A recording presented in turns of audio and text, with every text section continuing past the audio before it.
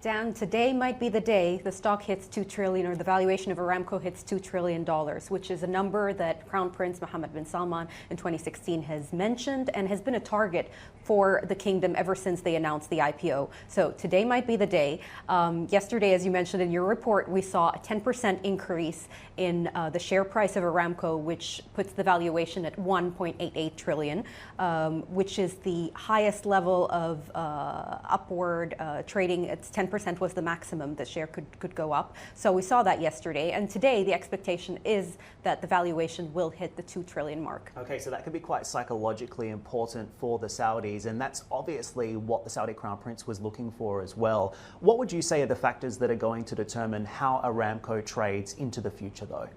Sure, there are many factors. I mean, the strategy of the company, where it looks to invest inside the kingdom and outside the kingdom, but also oil price is a factor in trading. But one thing to note, Dan, is that Aramco has a scheme now that of the 1.5% that is listed, 0.5% is retail, 1% is institutional investors. And for the retail investors, there's an incentive to keep those shares for about 6 months. And same with the institutional investors. So we're seeing a very limited free float of those shares being traded. So the changes are quite dramatic, up or down.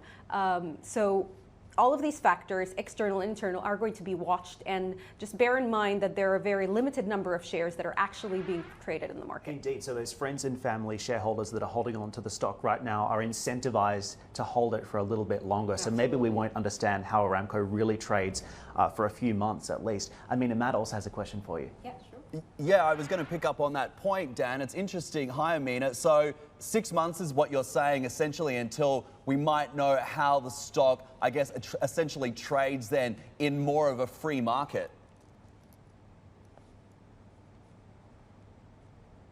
Yes, that's right. I mean, everyone is kind of observing it's too early to really tell how the stock is going to react. This is something that we need to observe over the coming days. The first day of trade is not something that, I mean, it was exceptional, and everybody expected an exceptional first day of trade. So determining the pattern or where the valuation is going to settle is still undetermined. Many people say inside the kingdom that it's going to be around the $2 trillion dollar mark, but that's still undecided.